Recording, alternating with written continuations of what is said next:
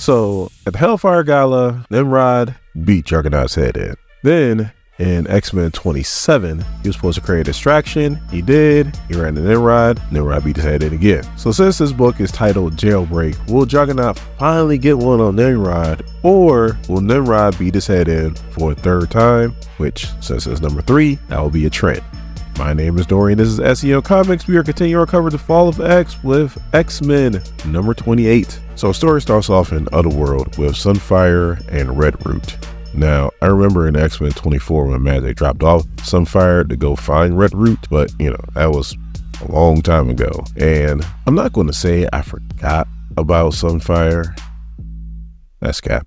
I forgot all about Sunfire. I'm not going to lie. I mean, there are too many things to cover in X-Men. Like, I know that there was a Sunfire and Red Root miniseries, but there's too much stuff to cover. What I cover on the channel is the only thing I got time to cover, so I had to pick and choose. This is what I chose. Anyway, so Sunfire did find Red Root. Red Root was barely alive. Sunfire has been allowing Red Root to pretty much hook up to his body and take whatever he needed, which is not doing Sunfire any favors. And they're trying to get out of the Otherworld, which is a lot easier said than done. So he bumps into this new character.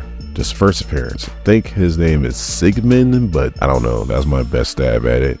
Please let me know in the comments you know how to pronounce this dude's name. So he's telling Sunfire that he has a path for him to make his way out of here, and Sunfire doesn't believe him or doesn't trust him. So he's probably some kind of Hell Lord. There's a whole bunch of Hell Lords out there, so this was probably a new one. And this dude's not even trying to lie to Sunfire. He's like, look, I can't tell you where this path leads. All I can tell you is it leads out of here. So with no other choice, Sunfire goes down the path. So he goes down the path, he comes out, and if you know Sunfire's power, he absorbs solar radiation, and he's been here for a long time, and you see there is no sun whatsoever in sight. So he's pretty much been using his powers internally, and he's about on his last leg, and he separates Red Root from him because he doesn't want Red Root to die. So then out of nowhere we see a hand come into the frame and touch Red Root, and then all of a sudden we see that it is Apocalypse. That's right, the man is here, and he is saving Sunfire's life. So now we cut to somewhere in Orcus, and Phelong is talking to the Simpleton, and Phelong is pissed that Dr. Doom, I guess, has 5 mutants, and he ain't trying to turn them in or do nothing. And he's like, well, what are we gonna do about this, Dr. Doom? I mean, he's pretty much telling us, you ain't gonna do shit. You ain't gonna do shit. So then the Simpleton goes, well, let me go through my blood transfusion with the Juggernaut, then I might go say some words to Dr. Doom. Now, for those of you that know the full extent of Dr. Doom's capabilities, you guys know that ain't gonna help. So the Firestar chimes in, and she's like, well, when I was undercover with the X-Men, we knew about the mutants of Latveria, but because of their numbers, their powers, and their limited training, we weren't really worried about them. So while all this is going on, you see Firestar secretly downloading something from the Orcus computers. And then she pretty much comes up with an excuse to pretty much get out of there. She says she has another appointment to try to make Cyclops talk, which we know is utter bull. So then we cut to the detention center where Cyclops and Juggernaut's being held. And we see Juggernaut, he's on the operation table because, he had his head freshly beat in by Nimrod. So Firestar is trying to figure out a way to create a distraction so that the Juggernaut can get away. So first step of her plan is that she goes into this locker room, grabs a rifle, and knocks the hell out of this girl. So then she puts on the Orcus uniform and she goes into the operating room where they're working on the Juggernaut, and she decides that she's going to cook the IV that's, I guess, keeping Juggernaut asleep. So then she goes into the room where Cyclops is being held, and she's put on a show for the cameras. Now she gets close to Cyclops, she keeps tapping him because he was a Boy Scout, she was a Girl Scout, so they both know Morse code. So as she's yelling at Cyclops, she's pretty much telling him, hey, I'm on your side, this is what's going on, and this is the plan. And Cyclops is pretty much putting on a show for the cameras too, he's yelling back at her and all that kind of stuff. So then there's a rumble, and Firestar's like, oh no, the Juggernaut, and then she takes off, and then Cyclops mumbles under his breath, goes and give him hell, Kane. So then Juggernaut just punches his way through this wall, knocks down Firestar, and he's like, oh, look at what I found, the traitor. I was about to check out of here, but since I got a little bit of time, I might as well go ahead and have some fun. So Firestar burns Juggernaut's foot to keep him from stomping on her pretty much. And then some other Orchis agents comes in to try to help, no avail. So then he grabs Firestar and he's like, I'm to die. And Firestar's like, you know what? I'm kind of okay with that. But before I do, goes, eat this. And she throws the memory stick that she downloaded all the Orchis information on down Juggernaut's mouth. And then when she's really close to him, she pretty much tells Juggernaut everything what's going on. But then she also says, now you got to make this look good. And Juggernaut picks her up and slams her down hard. And then he just goes busting through a wall, busting through the fence, talking about woohoo. So he makes it to the Morlock tunnels and meets up with the other surviving X-Men. He regurgitates the memory stick and then he hands it to Sync.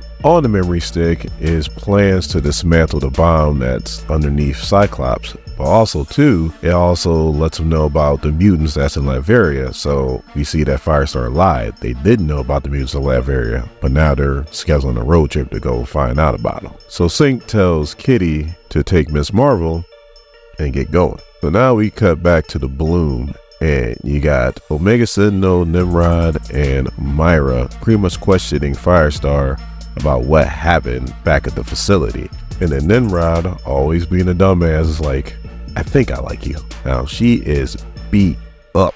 She got a black eye, her arm's broken, she's in a neck brace, and she ain't holding back no punches with him. She's like, not only are you guys lazy, but you're stupid too. So she goes, if you check logs, I checked in twice that day. And Myra's like, well, how'd you do that? And she's like, isn't it obvious? Mystique's still alive. She pretty much got in there, freed the Juggernaut, and this is how I wound up like this. And she smacks the knife out of Myra's hand with her bad arm, and then goes, if you guys change your mind about killing me, I'll be popping pain pills in my bunk. And then Nimrod's like, yes, I do like her. So they're pretty much like, well, she is right about one thing. We should have confirmed that kill of the gala, talking about Mystique. But then Myra's like, I think Stacy's little pet pretty much outlived her usefulness. So then we cut to Kitty and Miss Marvel jumping out a commercial plane. You got Miss Marvel, she has a parachute. Kitty, she just phases through the ground and it comes back up like it's water. And then Miss Marvel, she gets stuck in a tree with a parachute, but she uses her inhuman powers to pretty much stretch and get herself out of there. And then on the next page, we see that Logan is here too, wherever they're at. And Miss Marvel gives him a hug, and then he's looking at Kitty like, why are you dressed like Ogun? Now, that was a whole thing back in like the 80s, early 90s. So that's a long story. I explained it once, I'm not gonna explain it again. Let's just say Logan really disapproves of her getup. So the Miss Marvel's like, so are we in like Germany or Austria? And Logan's like, you didn't tell her? And Kitty's like, I didn't even want her to be here, but our fearless leaders insisted that she goes.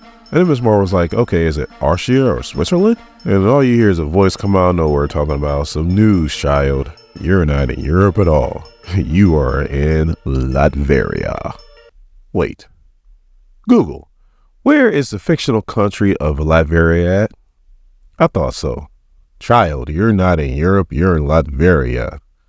Really? That's like Black Panther saying, child, you're not in Africa, you're in Wakanda. That's also located in Africa. Like, what the hell are these writers doing? But who am I? I'm just a very, very, very small comic book YouTuber. And they're probably sitting back saying, You ain't gonna do shit.